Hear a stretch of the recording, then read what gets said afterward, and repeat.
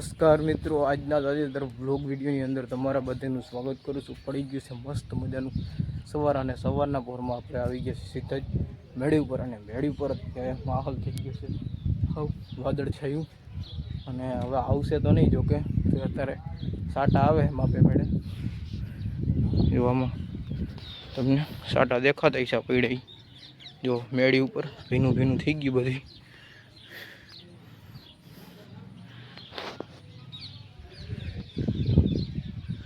સાટા આવે અત્યારે જો આ બાજુ વાદળ છાયું વાતાવરણ થઈ ગયું છે। આ બાજુની સાઈડ કાંઈ નથી બહુ એટલું, આ બાજુ જો બાકી વાદળ જ થઈ ગયા અને હવે સાટા અત્યારે ચાલુ જ છે કન્ટિન્યુ।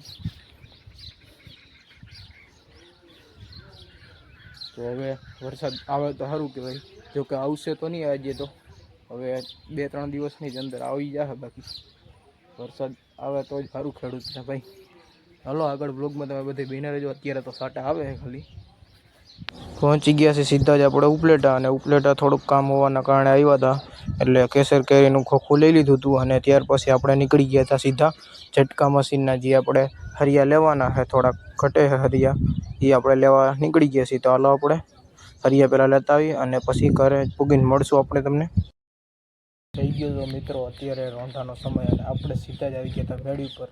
ને મેળી ઉપર આપણે આવી ગયા છીએ, અત્યારે શાંતિથી બેઠા હી, બીજું તો કંઈ કામ છે નહીં અત્યારે।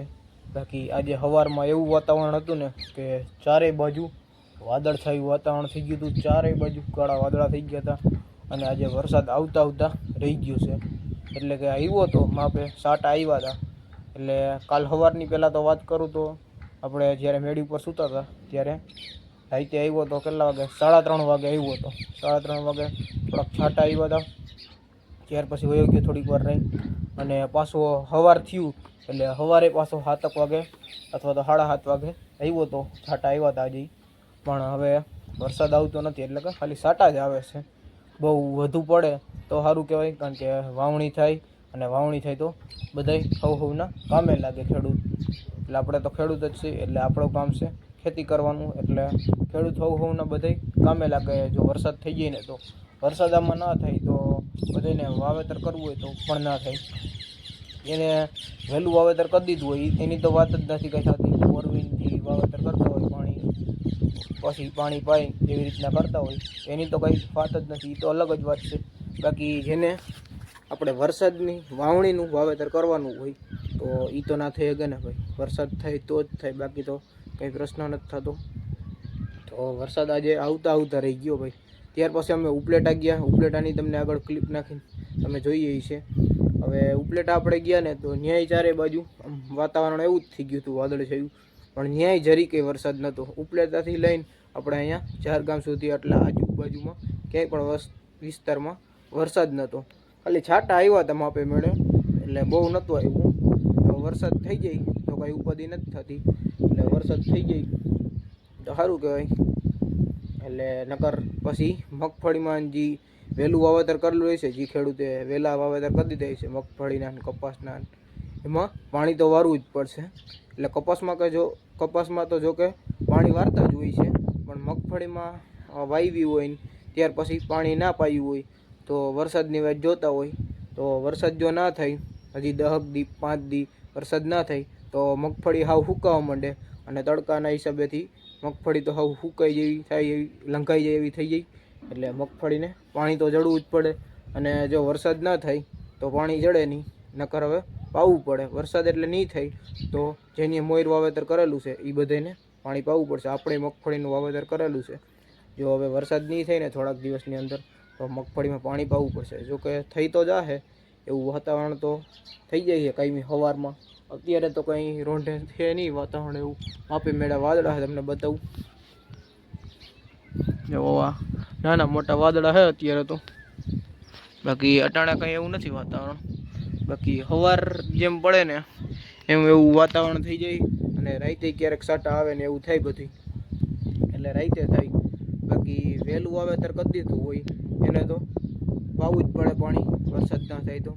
બાકી વરસાદ થઈ જાય તો વાવેતર બધાય થઈ જાય, અને જેને સોયાબીન વાવવાનું હોય, બીજું કંઈ મગફળી વાવવાની હોય વાવણીની, તો એ તમે આરામથી વાવી શકો. તો કુદરતને એટલે કે દ્વારકાવાળાને હું એટલું જ કહું છું કે હે દ્વારકાવાળા, તું વરસાદ વરસાવ અને ખેડૂતને બધાને ખુશી કરી દે. તો હવે દ્વારકાવાળો કરે એ જ સાચું, બાકી આપણા હાથમાં કાંઈ છે નહીં. માણસના હાથમાં તો કાંઈ હોતું જ નથી, આ બધું ઈશ્વરના હાથમાં છે. જો વરસાદ થવો હોય તો થઈ જાય, બાકી તો પછી નાય થાય, પછી થોડાક દી વયાઈ જાય પાછા, પછી થાય. એટલે વરસાદ થાય તો સારું કહેવાય ભાઈ.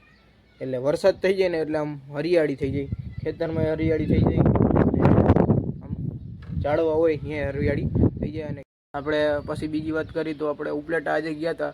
ઉપલેટા વાતાવરણ તો એવું જ હતું, અને આપણે ઉપલેટા એ માટે ગયા હતા કે કેરીનું બોક્સ ને એવું બધું લેવાનું હતું.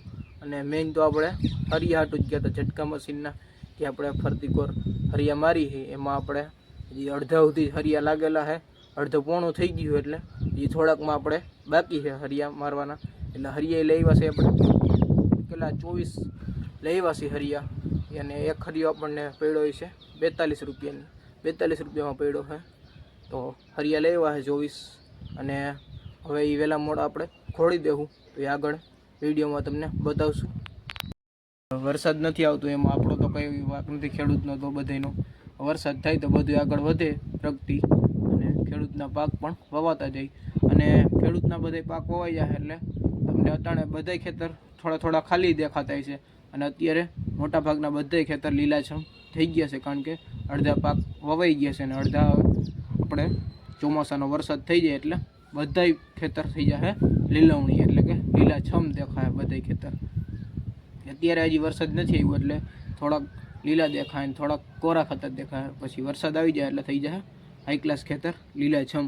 અને વરસાદ આવશે એટલે આપણી નદી છે આ એ થઈ જાય આખી ભરાઈ જાય.